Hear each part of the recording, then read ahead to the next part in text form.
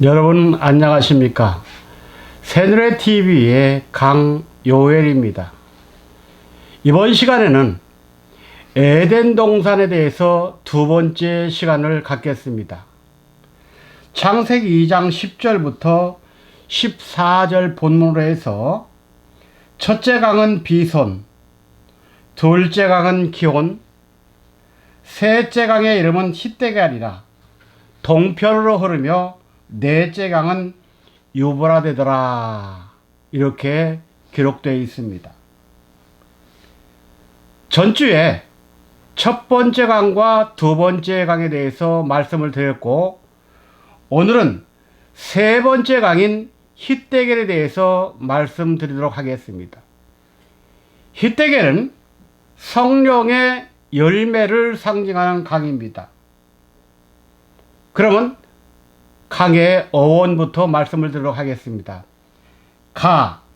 히데갈의 어원. 히데갈은 아람어로 화살이라는 뜻입니다. 이 의미는 첫째, 화살처럼 빠르며 강하게 흐르는 강이고, 두 번째, 경로하는 듯 흐르는 강이란 말입니다. 이 히데갈의 헬라어 명칭은 티그리스입니다. 티그리스는 항상 흐르는 강을 의미합니다. 세 번째 히데갈 강은 아수르 동편으로 흐른다고 했습니다. 동편은 해 돋는 곳을 말합니다. 히데갈은 급히 흐르는 하수라는 의미를 가진 강으로, 여호와의 영광이 급히 흐르는 하수와도 같은데 이를 히데갈로 표현한 것입니다. 이 말씀이 이사야 59장 19절에 나옵니다. 서방에서 여호와의 이름을 두려워하겠고 해돋는 편에서 그의 영광을 두려워할 것은 여호와께서 그 기운에 몰려 급히 흐르는 하수같이 오실 것임이라, 이렇게 말씀하고 있습니다. 그 다음 성경에서 역사적인 인물은 누구냐? 다니엘을 의미합니다. 다니엘이 뜻을 정한 기도로 히데갈에서 종말의 환상과 계시라는 열매를 맺은 것처럼, 히데갈은 항상 빠르게 흐르는 물로 모든 것을 열매 맺게 하는 성령의 역사를 상징합니다. 사도행전 2장 2절, 오순절 성령은 급하고 강한 바람 소리로 임했다고 했습니다. 여기서 급하고 강하다는 뜻은 히데갈을 연상시키는 표현입니다. 마가 요한의 다락방에 일어난 성령의 역사는 하나님의 말씀을 담대히 증거하여 왕성케 하고 제자의 수가 심히 더 많아지고 허다한 제사장의 무리가 말씀 앞에 복종하는 큰 열매를 맺게 했습니다.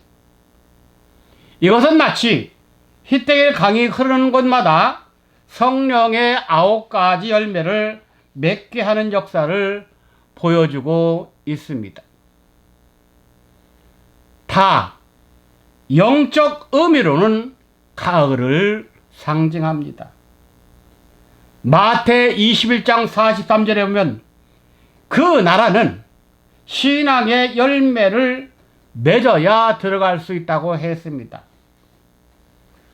이는 마치 히데갈이 성령의 열매를 결실케 하는 가을의 때를 뜻합니다.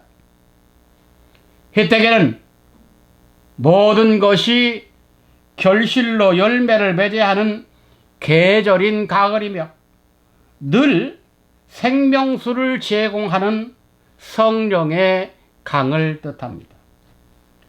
급하고 강하게 흐르는 큰 강으로서 성령의 역사를 통해 완전한 구원 사역을 빨리 이루시고자 하는 하나님의 뜻이 담겨져 있습니다.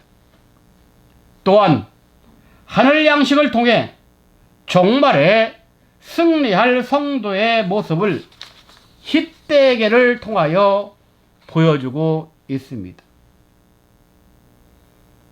그리고 마지막으로 네 번째 강은 유브라데입니다. 유브라데는 천국 곡간이라는 의미를 가지고 있습니다. 유브라데 어원의 뜻은 첫째, 돌발적인, 두 번째, 잘 흘러가는, 세 번째, 좋고 비옥한입니다. 유브라데는 갑자기 흐르는 격렬한 강으로 이 강이 흘러가는 곳마다 땅을 매우 비옥하게 만드는 결과를 가져오는 천국 곡간을 상징합니다. 천국 곡간으로서의 유브라데는 이스라엘의 북쪽 경계선을 나타납니다. 하나님께서 아브라함과 그 자손에게 약속하신 가나안 땅의 북쪽 경계라 그 뜻입니다. 이스라엘에게 약속하신 가나안 땅에서 하나님의 축복은 현재보다 1000배 더 많게도록 축복해 줬습니다.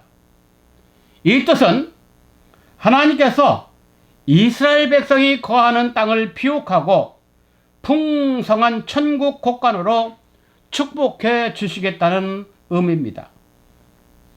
그래서 성경에 나타나는 유브라데의 사건들을 살펴보면 축복의 땅인 유브라데는 마지막 심판과 종말이 있을 것으로 상징하고 있습니다. 계시록 16장 12절, 여섯째가 그 대접을 큰 강 유브라데에 쏟음에 강물이 말라서 동방에서 오는 왕들의 길이 예비되더라 그랬습니다. 여기서 유브라데 강물이 말랐다는 것은 이제 에덴 동산을 중심해서 허락하셨던 하나님의 말씀의 기갈, 말씀이 끊긴다는 말입니다. 말씀이 끊김으로 인해서 구속사 역사는 끝이 나고 이제 유브라데에서부터 전쟁이 일어난다 했는데, 유브라데는 이 인류의 마지막 전쟁의 시발제인 아마겟돈 전쟁으로 번져나간다는 말입니다. 다시 말씀드리면 유브라데 전쟁은 세계 제3차 대전으로 이때 지구 인구 3분의 1이 있고 군인만 2억이 죽는 전쟁이라고 계시록 9장 14절부터 16절에 나옵니다. 3차 대전 이 전쟁이 끝남과 동시에 일어나는 전쟁은 아마겟돈 전쟁이라 하는데, 이 전쟁은 지구에서 일어나는 전쟁 중 마지막 전쟁으로 이것을 종교 전쟁이라고 말합니다. 에덴 동산 밖에서 가인과 아벨의 전쟁이 시작된 후 지금까지 사탄인 붉은 영은 하나님께서 인간을 구원하는 구속사를 방해해 왔습니다. 그 방해자들이 모두 잡혀서 유황불못에 던져지는 때가 바로 아마겟돈 전쟁입니다.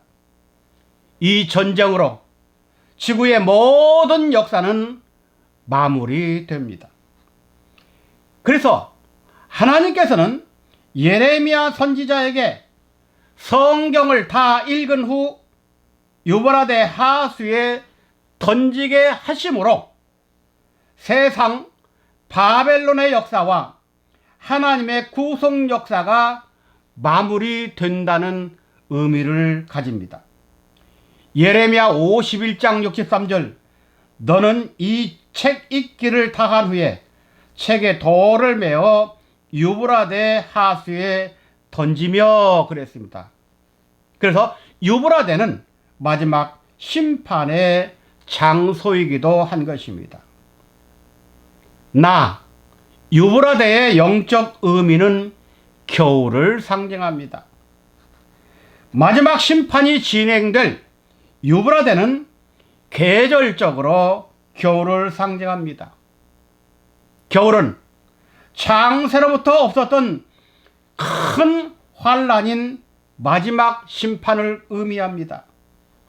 겨울은 모든 것이 꽁꽁 얼어버린 사망의 역사를 의미하기 때문에 인류 역사의 종말을 의미합니다.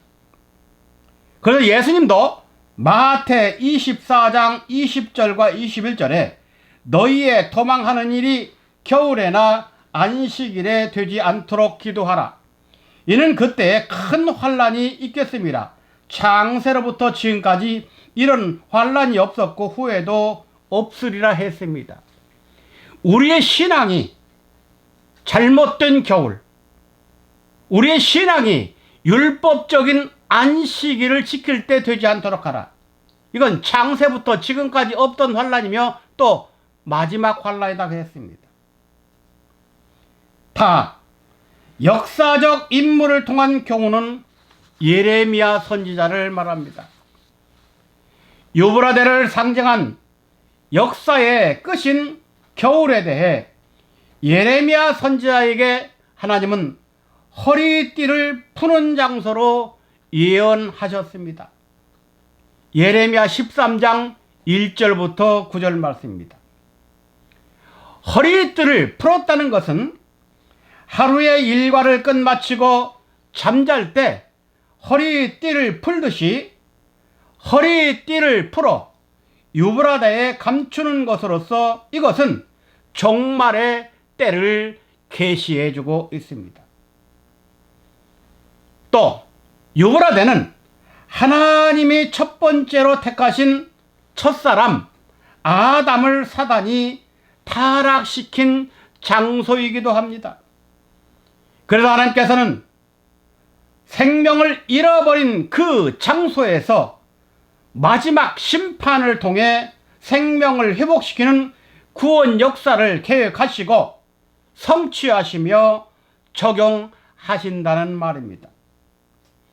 마지막 때 우리는 말씀의 포도주 잔치, 썩지 않는 하늘의 양식으로 모든 생활 중에 유브라데에서 겨울을 이기는, 즉 환난과 사망을 이기고 그리고 심판을 넉넉히 이겨내는 역사를 우리에게 유브라데로 가르쳐 준 것입니다. 그러면 이 세 번째와 네 번째 강에 대하여 요약하면 다음과 같습니다. 히데겔은 말씀의 큰 강에서 환상과 계시를 받아 끝날에 심판이 오기 전에 성령의 9가지 열매를 맺어야 한다는 말입니다. 그래서 계절적으로는 가을입니다. 요브라데강은 마지막 환란의 때를 상징하므로 이 환란이 오기 전에 우리는 말씀의 열매를 거두어 천국 곳간에 쌓아둬야 한다는 말입니다. 겨울 상징의 요브라데 강에서 최후 승리를 거두고 영원한 하나님 나라에 살아서 입성해야 된다는 것이 바로 유브라데입니다. 이 유브라데를 영적으로 깨닫고 이룬 사람들은 환란을 통과할 수 있지만 그렇지 않은 사람은 이 유브라데라는 겨울 환란 때 다 죽게 됩니다. 바로 현재 80억 인구에서 3분의 1이 죽는 전쟁이 유브라데 제3차 대전이요, 3차 대전이 끝나자마자 일어나는 아마겟돈 전쟁은 그 나머지에서 다시 3분의 2가 죽고 또 다시 남은 그 사람을 3분의 1씩 셋으로 나누어 마지막으로 심판, 마지막으로 말씀으로 흔들어 보겠다는 것이 하나님의 섭리입니다. 우리는 이런 성경의 비밀을 왜 알아야 됩니까? 성경은 아는 것과 믿는 것이 하나로 들어 있습니다. 그리고 성경은 아는 것이 영생이라고 하나님께서 분명히 말씀하셨습니다. 그러므로 우리는 신구약 성경을 구약 율법, 신약 예수 초림 때 마지막 우리가 살고 있는 이 시대는 재림의 역사, 변화의 영의 말씀으로 깨달아야 되는 것이 성경입니다. 그러므로 성경은 우리에게 하나님 앞에 돌아올 때 말씀을 가지고 돌아오라고 했습니다. 우리는 다 신구약 말씀을 내 신비와 육비에 다 기록하여 하나님 앞으로 다 들림받는 복된 자들이 되시기를 주님의 이름으로 부탁함을 드립니다. 감사합니다.